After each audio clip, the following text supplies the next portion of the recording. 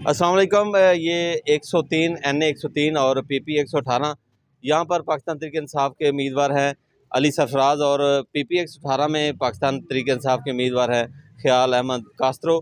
ये हल्का बहुत ज़बरदस्त है, यहाँ पर ज़बरदस्त टर्न आउट हो रहा है। यहाँ पर मेरे पास पाकिस्तान तहरीक इंसाफ के उम्मीदवार खड़े हैं जिन्होंने कागजात भी जमा करवाए थे और पाकिस्तान तहरीक इंसाफ के हक़ में दस्तबरदार भी हुए हैं। इनसे बात करते हैं। जी, आप क्या समझते हैं आज जो टर्न आउट हुआ है, क्या लोग निकले हैं बाहर कप्तान के लिए, कैदी नंबर 104 के लिए? अस्सलाम वालेकुम जी। आज पीटीआई के तमाम वर्कर, तमाम कारकुनान और जो खामोश वोटर थे वो भी भरपूर तरीके से हल्के में निकले हैं और अपने मुर्शिद इमरान खान के लिए उन्होंने तगोदो इतनी की है और इतना ज़्यादा टर्नओवर है, भरपूर टर्नओवर है। इंशाअल्लाह ताला खान साहब को जेल से छुड़वाने के लिए आज ये हल्का भरपूर किरदार अदा करेगा और खान साहब को छुड़ाने में मेन किरदार इन हल्कों का होगा और इंशाअल्लाह ताला आज कामयाबी होगी और बहुत लीड से दोनों कैंडिडेट हमारे जीतेंगे। मून कास्त्रो भी जीतेगा, ख्याल अहमद कास्त्रो भी जीतेगा और अली सरफराज भी जीतेगा इंशाल्लाह।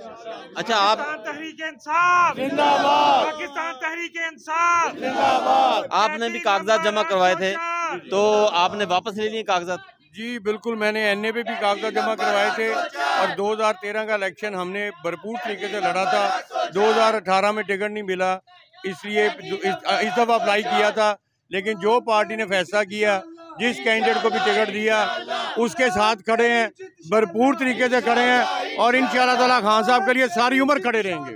जी, ये नाज़रीन, ये जज्बा है कप्तान के खिलाड़ियों का, और कुछ और खिलाड़ी मेरे पास खड़े हुए हैं, इनसे बात करते हैं।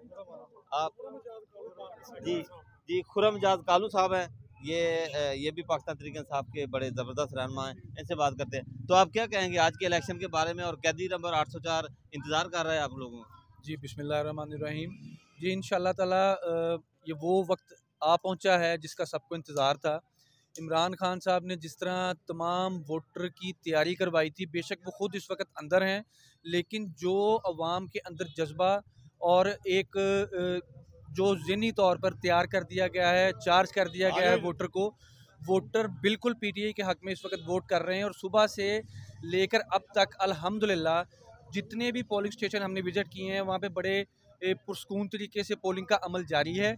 और जिसके अंदर सबसे ज़्यादा जो एक मुतासर कुन चीज़ जो सामने देखने में आई है वो ये है कि PTI का वोटर जो है वो बहुत चार्ज है और किसी से खौफज़दा नहीं है अल्हम्दुलिल्लाह। और कह लें कि जो इस वक्त PTI के हक़ में और खान साहब की आज़ादी के लिए हम जो कोशिश जद्दोजहद कर सकते हैं वो बिल्कुल यही है कि आज के दिन हम अपना वोट खान साहब के जो कैंडिडेट्स हैं उनके हमायत याफ्ता PTI के टिकट होल्डर्स उनके हक़ में अपना वोट कास्ट करें। इस वक्त हमारे हलके में अल्हम्दुलिल्लाह NA 103 में अली सरफराज और PP 118 में ख्याल अहमद कास्त्रो, इंशाअल्लाह ताला हम ये दोनों सीटें विन करेंगे और खान साहब को ये तोहफा देंगे। जी अच्छा, ये बताएं कि टर्न आउट कितना होगा आपके इस हल्के से? आपने विजिट भी किया है, मैं भी कर रहा हूँ।